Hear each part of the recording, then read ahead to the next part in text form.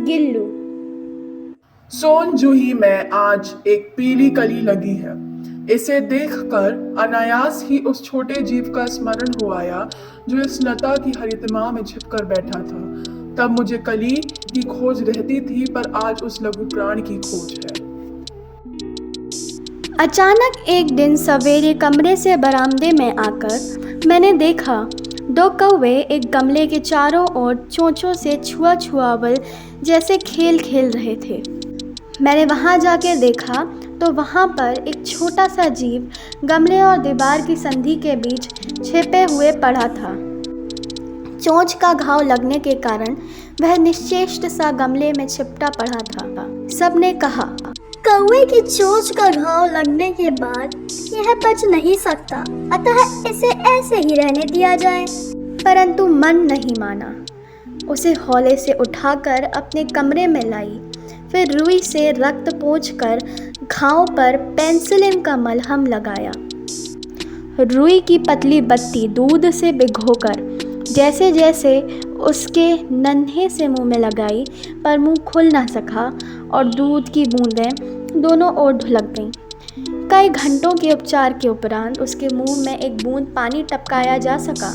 तीसरे दिन वह इतना अच्छा हो गया कि मेरी उंगली अपने दोनों नन्हे पंजों से पकड़कर नीले कांच के मोतियों जैसी आँखों से इधर उधर देखने लगा। 3-4 मास में उसके स्निग्ध रोएं, झब्बेदार पूंछ और चंचल चमकीली आँखें सबको विस्मित करने लगी। मैं फूल रखने के लिए एक हल्की डलिया में रुई बिछाकर उसे तार से खिड़की पर लटका दिया। वही 2 वर्ष तक गिल्लू का घर रहा। वह स्वयं हिलाकर अपने घर में झूलता और फिर कांच की मनकों सी आंखों से कमरे के भीतर और खिड़की से बाहर ना जाने क्या क्या देखता समझता रहता था। परंतु उसकी समझदारी और कार्यकलाप पर सबको आश्चर्य होता था। जब मैं लिखने बैठी तब अपनी ओर मेरा ध्यान आकर्षित करने की उसे इतनी तीव्र इच्छा होती थी कि उसने एक अच्छा उपाय खोज निकाला। वह मेरे पैर तक आकर सर्र से पर्दे पर चढ़ जाता और फिर उसी तेज़ी से उतरता। उसका यह दौड़ने का क्रम तब तक चलता जब तक मैं उसे पकड़ने के लिए न उठती। कभी मैं गिल्लू को पकड़कर एक लंबे लिफाफे में इस प्रकार रख देती कि उसके अगले 2 पंजे और सिर के अतिरिक्त सारा लघुगात लिफाफे के भीतर रहता। इस अद्भुत स्थिति में कभी कभी घंटों में इस पर दीवार के सहारे खड़ा रहकर मैं अपनी चमकीली आंखों से मेरे कार्यकलाप को देखा करता। भूख लगने पर चिक चिक करके मानो वह मुझे सूचना देता और काजू या बिस्किट मिल जाने पर उसी स्थिति में लिफाफे से बाहर वाले पंजों से पकड़कर उसे कुतरता। उसकी समझदारी और कार्यकलाप पर सबको आश्चर्य होता। फिर गिल्लू के जीवन का प्रथम बसंत आया। नीम चमेली की गंध मेरे कमरे में हौले हौले आने लगी। बाहर की गिलहरियाँ खिड़की की जाली के पास आकर चिक चिक करके न जाने क्या कहने लगीं। कीले निकालकर जाली का एक कोना खोल दिया गया और इस मार्ग से गिल्लू ने बाहर जाने पर सचमुच ही मुक्ति की सांस ली। इतने छोटे जीव को घर में पले कुत्ते बिल्लियों से बचाना भी एक समस्या ही थी। आवश्यक कागज पत्रों के कारण मेरे बाहर जाने पर कमरा बंद ही रहता।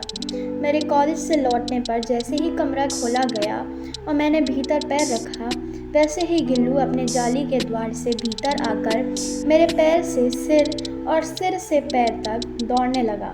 तब से यह नित्य का क्रम हो गया था। वह हमेशा ही ऐसा करता और मेरा ध्यान आकृष्ट करने की कोशिश भी करता। मेरे पास बहुत से पशु पक्षी हैं और उनका मुझसे लगाव भी कम नहीं है, परंतु उनमें से किसी को मेरे साथ मेरी थाली में खाने की हिम्मत नहीं हुई। ऐसा मुझे स्मरण नहीं आता। गिल्लू इनमें अपवाद था। मैं जैसे ही खाने के कमरे में पहुंचती, वह खिड़की से निकलकर आंगन की दीवार बरामदा पार कर कर मेज़ पर पहुंच जाता और मेरी थाली में बैठ जाना चाहता। बड़ी कठिनाई से मैंने उसे थाली के पास बैठना सिखाया, जहां बैठकर वह मेरी थाली से एक एक चावल का दाना उठाकर सफाई से खाता था। गिल्लू का प्रिय खाद्य पदार्थ काजू था और कई दिन काजू ना मिलने पर वह अन्य खाने की चीज़ें या तो लेना बंद कर देता या तो झूले के नीचे फेंक देता था। इसी बीच मोटर दुर्घटना में आहत होकर कुछ दिन अस्पताल में रहना पड़ा। उन दिनों जब मेरे कमरे का दरवाज़ा खोला जाता, गुल्लू अपने झूले से उतरकर दौड़ता और फिर किसी दूसरे को देखकर उसी तेज़ी से घोंसले में बैठ जाता।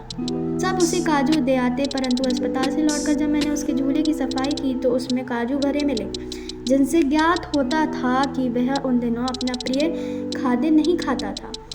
मेरी अस्वस्थता में मेरे सिरहाने बैठकर वह मेरा सिर हौले हौले सहलाता रहता कि उसका हटना ऐसा लगता जैसे किसी परिचारिका की हट जाना। गर्मियों में जब दोपहर के मैं काम करती, गिल्लू ने अच्छा उपाय ढूंढ लिया था मेरे पास और ठंडा रहने का। वह सुराही पर लेट जाता और इस तरह वह मेरे पास भी रहता और ठंडा भी महसूस करता। गिलहरियों की जीवन अवधि 2 वर्ष से अधिक नहीं होती, अतः गिल्लू की भी जीवन यात्रा का अंत ही आ गया था। दिन भर उसने ना कुछ खाया ना बाहर गया। रात में अंत की यातना में भी वह अपने झूले से उतरकर मेरे बिस्तर पर आया और ठंडे पंजों से मेरी वही उंगली पकड़कर हाथ से चिपक गया जिसे उसने अपने बचपन की मरणासन अवस्था में पकड़ा था।